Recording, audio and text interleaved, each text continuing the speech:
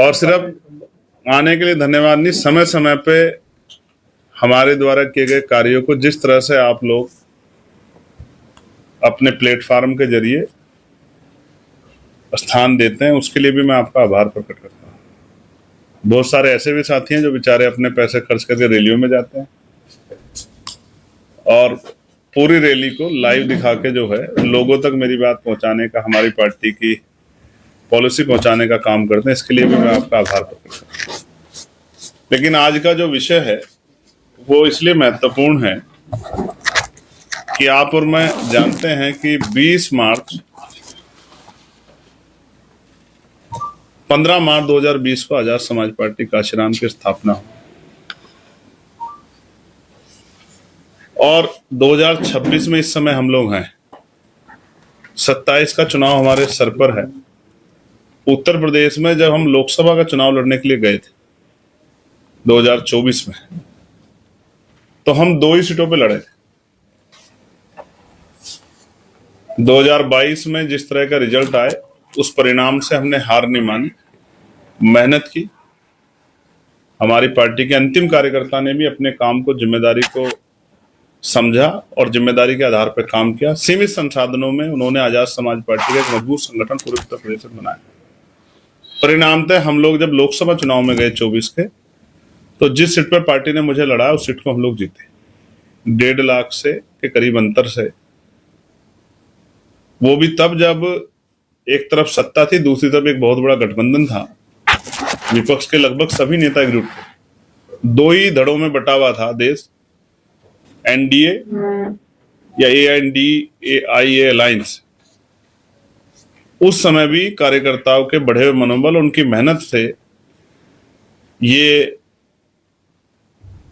जो एक बड़ा सा विचार बन गया था कि इधर या इधर के लोग जीतेंगे, उनको हरा के आजाद समाज पार्टी काशीराम ने 1.5 लाख से करीब वोट लेके अपने प्रत्याशी को जिताया। दूसरी सीट जो डुमरियागंज है, क्योंकि आजाद समाज पार्टी को कमजोर दिखाने के लिए कहा जाता है कि उनका प्रभाव पश्चिम उत्तर प्रदेश में है, तो दूसरी सीट हम लोग लड़े डुमरियागंज सिद्धार्थनगर जिले में जाकर, जहां पार्टी को 80,000 से ज्यादा मत मिले। पार्टी तीसरे स्थान पर आई और बाकी 78 सीटों पे हम लोग नहीं लड़े। लेकिन अब आजाद समाज पार्टी काशीराम अपनी तैयारियों को और आगे बढ़ा चुकी। 24 से 26 में आ गए।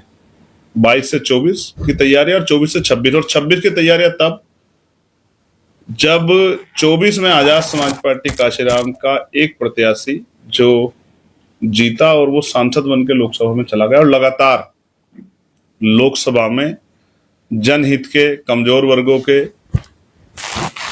हर मुद्दे को मजबूती से उठाने का काम कर रहा है। तो 4 जून एक ऐतिहासिक दिन है, जिस दिन परिणाम आए थे। तो पार्टी ने तय किया है कि 4 जून को हम लोग हमेशा के लिए आजाद समाज पार्टी के माध्यम से व्यवस्था परिवर्तन दिवस के रूप में मनाएंगे। ये आंदोलन जो शुरू हुआ है, जिसको पहला परिणाम जो है वो उत्तर प्रदेश की नगीना लोकसभा से मिला है, उस परिणाम को उत्तर प्रदेश में 27 में बढ़ाने के लिए, मजबूत करने के लिए, सत्ता प्राप्ति के लिए और सत्ता के द्वारा कमजोर वर्गों के हितों की रक्षा के लिए, जो 14 साल के लगभग का एक पीरियड हो गया 2012 से और 26, उस सूखे को खत्म करने के लिए। क्योंकि जब जो समाज, जो विचार सत्ता में नहीं होता, उसका कितना नुकसान होता है, इसका आकलन समाज तब करता है जब वो सत्ता से काफी दिन दूर रहता है। जैसे 12 तक जब हम लोग सत्ता में थे तो नौकरियां मिलती थी, विभागों में आरक्षण के फॉर्मूले लागू होते थे, जमीनें मिलती थी, रोजगार करने के लिए अच्छा माहौल मिलता था, पढ़ने के लिए अच्छा माहौल मिलता था, समय पर स्कॉलरशिप मिलती थी, ठेकेदारी में SC ST के सरकारी ठेकों में रिप्रेजेंटेशन था, कर्मचारियों को तकलीफ नहीं होती थी अपनी बात को, अपने काम करने में, और आम जनमानस भी धीरे धीरे तरक्की की तरफ बढ़ रहा था। नई नई योजनाएं लागू हो रही थी। आज हम कहां खड़े हैं? बिना सत्ता के जो जमीनें हमें दी गई थी वो लगभग छीन ली गई हैं, कहीं कोर्ट के आदेश पे, कहीं जिला एडमिनिस्ट्रेशन के आदेश पे, कहीं भूमाफियाओं ने कब्जा कर लिया है। और जिस तरह का अन्याय, अब तो हालत यह है कि बारातें भी रोकी जा रही हैं। मथुरा में सजी धजी एक कमजोर वर्गों के बहुजन समाज के व्यक्ति की बारात को, बेटियों की बारात को बर्दाश्त नहीं कर पाए, और किस तरह की हिंसा की कि उन बच्चियों को किस तरह का अपमान सहना पड़ा, ये भी हमारे सामने है। लगातार जिस तरह से हमले हो रहे हैं, बैकलॉग बढ़ता जा रहा है, रोजगार नाम का जो एक अधिकार था वो खत्म हो गया है, लगातार स्कूल बंद किए जा रहे हैं, बढ़ती बिजली की किल्लत। हालांकि प्रीपेड मीटर पे जो सबसे बड़ी लड़ाई लड़ी गई पार्लियामेंट में, वो आजाद समाज पार्टी के सांसद ने लड़ी, जिसके बाद पूरे उत्तर प्रदेश में बिजली का मीटर, प्रीपेड मीटर को हटाना पड़ा सरकार को उस विरोध के बाद, क्योंकि सरकार उसको लगातार लगा रही थी, उत्तर प्रदेश की जबरन लगा रही थी। और लोकसभा में मंत्री जी ने जवाब देते कहा कि ये रेगुलेटरी नहीं, ऑप्शनल है, स्वैच्छिक है, कोई लगवाना चाहे लगवा ले, नहीं लगवाना चाहता उसकी मर्जी। लेकिन उत्तर प्रदेश की ट्रिपल इंजन की सरकार लगा रही थी। जब विरोध हुआ, आंदोलन हुए, तो मजबूरी में सरकार को पीछे हटना पड़ा। पंचायतों के चुनाव नहीं कराए जा रहे हैं, पर्यवेक्षक नियुक्त कर दिए गए, क्योंकि सरकार की मंशा ही नहीं थी। मैंने बार बार कह रहा था कि आजाद समाज पार्टी उत्तर प्रदेश में ग्रामीण क्षेत्रों में ऐतिहासिक रिजल्ट इस बार देगी। तो अब 27 को ध्यान में रखते हुए 4 जून से आजाद समाज पार्टी सत्ता परिवर्तन यात्रा शुरू करेगी, जिसकी शुरुआत उसी जिले से होगी जहां से आजाद समाज पार्टी का प्रथम सदस्य, संसद सदस्य जीत कर आया है, बिजनौर से। और पहला फेज हम लोग उसका अनाउंस कर रहे हैं 4, 5, 6, बिजनौर, मेरठ और शामली। उससे पहले हमने 18 मंडलों में सम्मेलन किए थे, 8 बड़ी रैलियां की थी, मुस्लिम समस्या और संवाद के नाम से कार्यक्रम किया था। उसके साथ साथ जो है पिछड़ा वर्ग अधिकार सम्मेलन किया था। हम इस यात्रा के जरिए अपने मुद्दों को, जो हम 27 में चाहते हैं, उनके लिए जोर शोर से आवाज उठा के जन समर्थन हासिल करने का प्रयास करेंगे, लोगों से अपनी बात रखेंगे, उत्तर प्रदेश की महान जनता से अपनी बात रखेंगे। और मुझे विश्वास है कि जैसे हमारी बात उन तक जाएगी और उनका आशीर्वाद, उनका सहयोग हमें मिलेगा, तो उत्तर प्रदेश में एक बहुत बड़ा क्रांतिकारी परिवर्तन होगा। और जो पॉलिसियां हम लोग लेके जनता के बीच में आए हैं, चाहे वो कॉमन एजुकेशन पॉलिसी कक्षा 1 से 12 तक, और आज कक्षा 1 से 12 का ही नहीं, मैं आपसे कहना चाहता हूं, जिस पॉलिसी का मैं जिक्र करूंगा, आप बड़े बड़े सत्ताधारी दल भी, विपक्ष के लोग भी उस बात को जिक्र करेंगे, आप मेरी बात को उनके आगामी पीसीओ में सुन लेना। मैं चाहता हूं मेडिकल की पढ़ाई भी फ्री हो। मैं चाहता हूं कोई पत्रकार बनना चाहता तो मास कम्युनिकेशन की पढ़ाई भी फ्री हो, कोई इंजीनियर बनना चाहता उसकी पढ़ाई भी फ्री, कोई वकील बनना चाहता है, LLB LLM करना चाहता है, उसके लिए भी उसकी पढ़ाई भी फ्री। क्यों फ्री हो? क्योंकि हमारे महापुरुष ये कहते थे कि ये आपको सब कुछ दे सकते हैं लेकिन शिक्षा नहीं देंगे। आज हिंदी मीडियम के और प्राइमरी स्कूल जिस तरह बंद किए जा रहे हैं, तो शिक्षा का जिस तरह बाजारीकरण हुआ है, तो कल हमारे बच्चे कंपटीशन नहीं मुकाबला कर पाएंगे। तो इसलिए चाहे वो एजुकेशन पॉलिसी हो, चाहे कॉमन हेल्थ पॉलिसी हो, चाहे एम्प्लॉयमेंट पॉलिसी हो, चाहे वो अति पिछड़े समाज को 15% अतिरिक्त आरक्षण हो 27% से बढ़ा के, चाहे वो बिजली का 300 यूनिट बिजली का विषय हो, चाहे प्रीपेड मीटर के खात्मे का विषय हो, चाहे ग्रामीण क्षेत्रों को स्मार्ट सिटी बनाने वाली सरकार तो नहीं बना पाई, लेकिन ग्रामीण क्षेत्रों में वो जो है उद्योग से जोड़कर ग्रामीण गांव का विकास करने का विषय हो, चाहे वो आशा, आंगनबाड़ी, भोजन माता, पंचायत सहायक, रोजगार सेवक, होमगार्ड, PRD के जवान बहन भाइयों के लिए वेतन वृद्धि हो या सामान्य वेतन हो, चाहे सफाई कर्मचारी के लिए पक्की नौकरी हो, ठेकेदारी की नौकरियां खत्म करना हो, ये जो पूरे विषय हम लोगों ने बनाए, चाहे पर्यावरण का विषय हो, चाहे शहरी क्षेत्र में आवास देने का विषय, ये सारे विषय आजाद समाज पार्टी लेके जनता के बीच में जाएगी और जाके जनमत हासिल करने के लिए लोगों से उत्तर प्रदेश की महान जनता से अपील करेगी।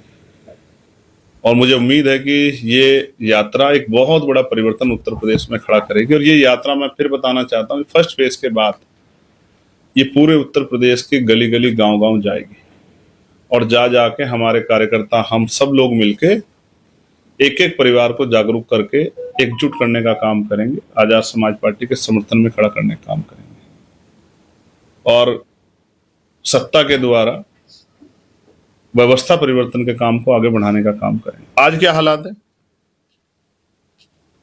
सरकारी दफ्तरों में बिना रिश्वत के कोई काम नहीं हो रहा। व्यक्ति जाता है, दफ्तर के बाहर बैठ रहता है, मजबूत आदमी आके अंदर जाके अपना काम करा लेता है। आज क्या है, जो जमीनें दी गई थी उनको किस तरह छीना जा रहा है, बुलडोजर चला जा रहे हैं। सहारनपुर में आपने देखा होगा, कोई सुनने वाला पूछने वाला नहीं। इनको ऐसा लगता है, इसलिए जुल्म भी बढ़ रहा है, रेप हत्याएं भी हो रही है, मारा भी जा रहा है बहुजन समाज के लोगों को, और न्याय भी नहीं मिल रहा है। निजी स्कूलों ने मनमानी कर रखी है, फीस बढ़ा देते हैं, सिलेबस बदल देते हैं, यहां से सारी वर्दी लेनी पड़ेगी, यहां से जूते लेने पड़ेंगे। किस तरह से जनता पिस रही है, और कितना बैकलॉग उत्तर प्रदेश में बाकी है कोई बताना नहीं चाहता। कोई भर्ती ऐसी जो 69,000 शिक्षक भर्ती है, कोई भर्ती जो बिना घोटाले के हो रही है, आरक्षण का घोटाला। और अब नीट का पेपर आप देख लीजिए, नीट का पेपर लीक हो गया। कितने पेपर उसके बाद भी मैंने कहा है जो पेपर लीक हो गए। अब तो हाई स्कूल और इंटर के पेपर नहीं बच रहे, और जिन रोल नंबर को वीआईपी रोल नंबर बताया जा रहा था वो टॉप कर जा रहे हैं। जो 9th-10th में फेल हो गए वो 12th में टॉप कर जा रहे हैं। देखिए क्या किस तरह का चल रहा है सिस्टम। कई बार तो मुझे लगता है कि हमें अब सीबीआई, ईडी, इनकम टैक्स की आवश्यकता नहीं है। जो पाखंडी बाबा घूम रहे हैं उनसे भी हम लोग जो हैं, नीट में कौन आदमी जो है पेपर लीक किया उनके बारे में जानकारी जुटा सकते हैं। वो तो सरकार के बड़े करीब, आप जानते हैं मैं किनका जिक्र कर रहा हूं। मैं नाम भी नहीं लेना चाहता, मगर ऐसे फर्जी बाबाओं से देश आगे नहीं बढ़ेगा। देश तो वैज्ञानिक दृष्टिकोण से और महापुरुषों के रास्ते पे चल के आगे बढ़ेगा। जब तक हमारे लोग इनके भरोसे बैठ के किस्मत का इंतजार करते रहेंगे, अच्छे दिन का इंतजार करेंगे, तब तक अच्छे दिन नहीं आएंगे। जब तक हमारे लोग मेहनत करके, और बाबा साहब अम्बेडकर ने जो पॉलिटिकल पावर हम लोगों को दी है उसको ग्रहण नहीं करेंगे, तब तक हमारे हालात बदलने वाले नहीं। इसी बात को ध्यान में रखते हुए आजाद समाज पार्टी पूरे उत्तर प्रदेश में सत्ता परिवर्तन यात्रा करेगी, और जो इतने सारे मुद्दे हम लोगों ने बनाए उनको घर घर तक पहुंचाने का काम करेंगे। हमारे सीनियर लोग वॉल पेंटिंग करके, छोटे छोटे साधनों से प्रचार करके घर घर तक अपनी बात को पहुंचाएंगे। अब मुझे लगता है कि अगर आपका कोई सवाल हो तो आप पूछ सकते हैं मेरी इस बात के बाद कि जहां इस प्रदेश में सारी चीजों की परमिशन है, वहां आप बाबा साहब अम्बेडकर की जयंती और जो तमाम बहुजन महापुरुष है, गुरु रविदास जी है, गुरु कबीर जी, उनकी जयंती पे कोई नई परमिशन नहीं अर्जित कर सकते हैं।